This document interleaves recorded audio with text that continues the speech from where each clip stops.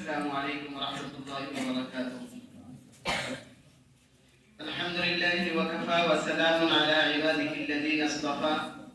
أما بعد فأعوذ بالله من الشيطان الرجيم. بسم الله الرحمن الرحيم. ربنا لا تزغ قلوبنا بعد إذ هديتنا وهب لنا من لدنك رحمة إنك أنت الوهاب. صدق الله العظيم وصدق رسوله النبي الكريم. حضرت محتمل صاحب، ناظم صاحب، صدر صاحب اور دیگر تمام اساتذہ کرام، میرے دل عزیز ساتھیوں، اللہ تبارک و تعالیٰ کا بے حد شکر ہے کہ اللہ تبارک و تعالیٰ نے ہمیں اور آپ کو اس بابرکت اور نورانی مجلس میں شرکت کی توفیق عنایت فرمائی. آج کا یہ پروگرام ہمارے لیے خوشی کا پروگرام نہیں ہے، اس لیے کہ آج زبان بول رہی ہے مگر دل رو رہا ہے. اس لیے کہ آج ہم ایک ایسے مدرسے کو الوداع کہنے جا رہے ہیں جس نے ہمیں 6 سال تک اپنے آغوش میں رکھا. یہاں ہم نے صرف سبق نہیں پڑھا، یہاں ہماری سوچ، کردار اور زندگی بنی.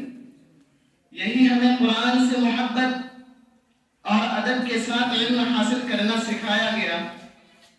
اور ہمارے اساتذہ ہمارے لیے صرف استاد نہیں ہیں بلکہ ہمارے مربی، مشرف اور سرپرست ہیں. اگر آج ہم کچھ بھی ہیں تو وہ صرف آپ ہی کی محنت اور دعاؤں کا ثمرہ ہے. میں 3 باتیں عرض کر کے اپنے جگہ لوں گا. یہ سال میرے لیے بہت ہی عجیب و غریب رہا کہ میرے متعلق حضرت محتمل صاحب کو کچھ ناگوار پیش آئی اور یہ ضروری تھا، ہونا بھی تھا، کیونکہ ایک باپ جو اپنے بیٹے کے لیے کرتا ہے وہ اپنے بیٹے کو چمکتا ہوا دیکھنے کے لیے کہتا ہے، اس کو ڈانٹتا ہے. تو اسی طرح ایک باپ کی حیثیت سے اور ایک ذمہ دار ہونے کی حیثیت سے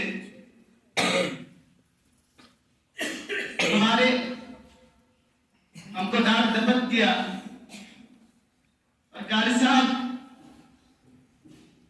میرے اندر اتنی طاقت نہیں ہے کہ میں آپ کے حکم کے خلاف زندگی گزاروں، لیکن میری زندگی نے مجھے اتنے مجبور کر رکھی تھی کہ میں اس سے زیادہ اور کچھ نہیں کر سکتا تھا.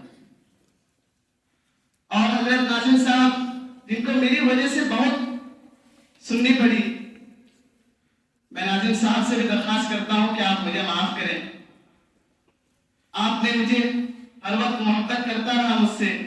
اگر آپ کی محبت نہ ہوتی تو شاید کہ میں آج اس مجلس میں موجود ہوتا. اور یہ 6 سالہ زندگی میں ہو سکتا ہے کہ میرے ذات سے یا میری زندگی سے، میرے زبان سے، میرے اخلاق و کردار کے اعتبار سے اگر میرے کسی بھی اساتذہ کرام کو مجھ سے تکلیف پہنچی ہے تو اللہ تبارک و تعالیٰ کے واسطے ہمیں معاف کرے. اور میرے ساتھیوں، آپ کو بھی اگر میرے ذات کے اعتبار سے، میرے زبان کے اعتبار سے، میرے اخلاق و کردار کے اعتبار سے، میرے رہن سہن کے اعتبار سے اگر آپ کو کچھ بھی تکلیف پہنچی ہے، اگر رائے کے دانے کے برابر بھی تکلیف پہنچی ہے تو آپ معاف کریں. انشاءاللہ اگر آپ ہمیں معاف کریں گے تو اللہ رب العزت آپ کو حشر کے میدان میں بھی معاف کریں گے. اور میں ایک بات احساس کمتری والے طالب علم سے کہنا چاہتا ہوں. میرا یہ معمول رہا کہ جب بھی میں دوسرے ساتھی سے ملتا تو میں ان سے پوچھتا کہ آپ کو پڑھنا ہے، کہاں تک پڑھنا ہے، حافظ بننا ہے، عالم بننا ہے. اکثر طلباء سے، اکثر ساتھیوں سے میرا یہ بات چیت ہوتا تھا. تو بہت سارے طالب علم ہمیں کہتے تھے کہ ہم اور اگلے سال نہیں پڑھیں گے، حافظ بننے کے بعد ہم پیچھے کہیں کمانے کے لیے چلے جائیں گے. تو میں آپ کو پرانے زمانے کی مثال نہیں دے رہا ہوں. آج اپنی مثال دے رہا ہوں. میں وہ طالب علم ہوں جس پر 40,000 روپے قرض ہونے کے باوجود کبھی میں نے پڑھائی کو موقف کرنے کے بارے میں نہیں سوچا.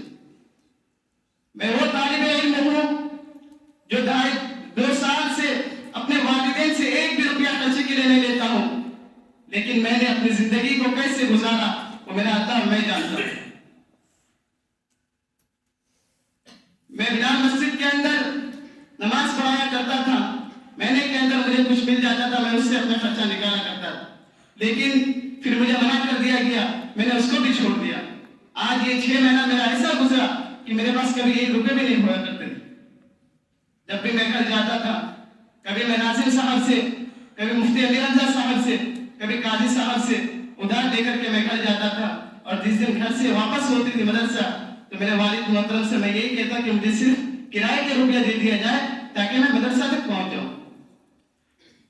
تو اس لیے آپ سے بھی یہ درخواست ہے کہ آپ یہ نہ سوچیں کہ میرے سے بڑا بھائی نہیں ہے، میرا باپ کمزور ہے، ہم کیا کریں گے، یہ کبھی نہ سوچیں. اگر آپ اور ہم پڑھ رہے ہیں تو یہ اللہ رب العزت کا ہم پر احسان ہے، ہمارے والدین کا احسان ہے. ہمیں اور آپ کو منتخب کرنے والا اللہ ہے. میں اللہ سے یہ دعا کرتا ہوں کہ اللہ ہمیں عربی صوم تک پڑھنے کی توفیق عنایت فرمائے. اللہ جتنے میرے اساتذہوں کا، میرے والدوں کا جو تمنا ہے اللہ اس کو بھی پورا کرنا، میرے لیے آگے بھی پڑھنے کا اب ذریعہ نکالنا. میرے عزیز ساتھیوں، یہ بہت غم کا ماحول ہے، آج جدائی کا لمحہ ہے، مگر یہ مدرسہ ہمیشہ ہمارے دلوں میں زندہ رہے گا. لہذا ہم جہاں بھی جائیں گے اس مدرسے کا نام روشن کرنے کی کوشش کریں گے. اللہ تبارک و تعالی ہم تمام ساتھیوں کو قبول فرمائے اور ہم تینوں طالب علم کا دارالعلوم دیوبند میں داخلہ فرمائے. اس کا خاص طور پر دعا کریں کیونکہ دعاؤں کا بھی بہت اثر ہوتا ہے. دارالعلوم میں ایسے بچے بھی جاتے ہیں جو تکرار کرانے والے، جس کے تکرار میں 200 بچے بیٹھتے ہیں، ان کا داخلہ نہیں ہوتا ہے. اور یہ دعاؤں کا ثمرہ ہے. آپ لوگ دعا کیجیے گا کہ ہمارا بھی وہاں داخلہ ہو جائے اور اس مدرسے کو عالمی خدمت کا ایک مرکز بنائے اور یہاں بھی بہت جلد دور حدیث کا تعلیم کا انتظام فرمائے. میں 2 شعر کے ساتھ اپنی باتیں مکمل کرتا ہوں. آج بچھڑنے کا غم ہے، آج بچھڑنے کا غم ہے، کل فخر کی بات ہوگی. یہی مدرسہ، یہی مٹی ہماری پہچان ہوگی. یہیں سے ادب سیکھا، یہیں سے پہچان ملی.